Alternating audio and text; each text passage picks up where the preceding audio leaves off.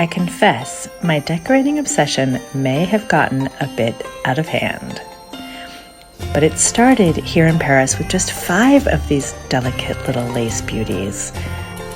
You see, I left all but 1 suitcase, including all my Christmas stuff, in a garage in San Francisco when I first moved here.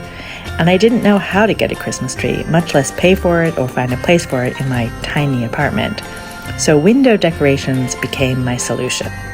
However, this year, these little darlings are being ornery. They won't stay on the window with their little suction cup thingies. After watching them drop and resticking them a gazillion times over a few days, I finally Googled a remedy. Good old extra virgin olive oil. Dabbed in the center of the suction cuppies, which clearly approve because my ornaments have remained intact ever since, bringing joy to every pigeon flying by. Of course, once I got a salaried French job, a 4-year visa, and a mental rewiring about apartment sizes, I advanced to a tree. Turns out they're sold to flower shops. They put them in a stump without water, which is tragic, but they also include delivery in the price of the purchase, which is a lifesaver.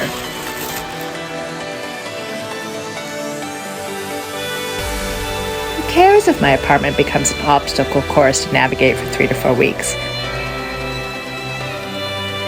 I get the smell of pine permeating through what I no longer consider a tiny apartment.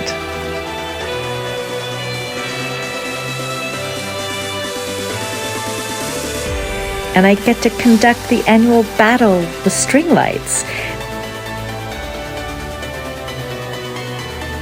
Can we just take a moment to acknowledge how satisfying it is to win that particular battle every year? Really, gotta take the credit when it's due. And I get a place to hang 3 generations of ornaments. Okay, another confession time. I may continue to add to my ever-growing collection. It is, I think, honestly, a straight-up addiction. I just can't help getting more baubles when I see them. They're just delightful. And speaking of baubles, did you know that was the actual name given to ornaments when hand-blown glass was commercialized in the mid-1800s to decorate the Christmas trees in Germany? Before that, as far back as the 1600s, if not earlier, people would bring in a tree and decorate it with fruit and berries. Certainly more eco-friendly, but there's no way that tree would stay standing if you had pets. And in Paris, I'm pretty sure the rats would have had a field day. So I'm kind of happy we moved away from edibles and to what is now the classic glass and wood and wax, etc. ornaments, not plastic, bien sûr.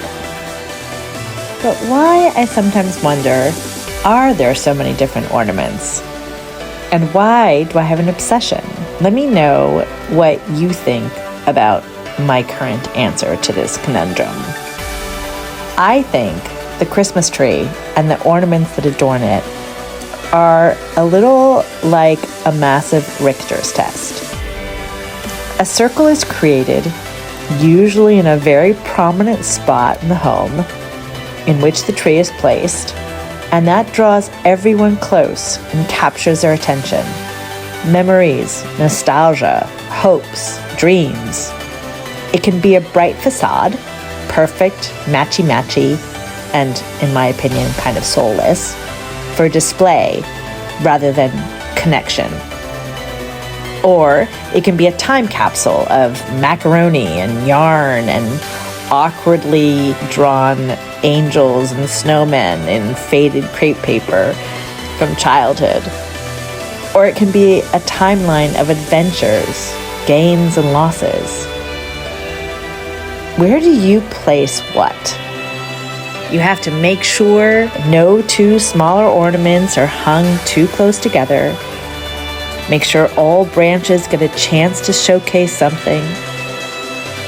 gauge the weight and visibility potential of each ornament accurately. It is a grave and fabulous responsibility. And maybe I'm making too much of this, but really, you only get to do this activity one day, maybe 1 hour tops, out of every 365 days. 60 minutes out of, 525,600 minutes? We wish you a Merry Christmas and a Happy New Year. So I'm here to posit that it should have meaning, to give it meaning. Make it more than just a chore. Mark the time. Precious, fun, joyous. And then, when it's all put together, make yourself a hot cocoa or tea or pour a glass of wine, turn off the house lights, sit back, and breathe. This is your one and beautiful life.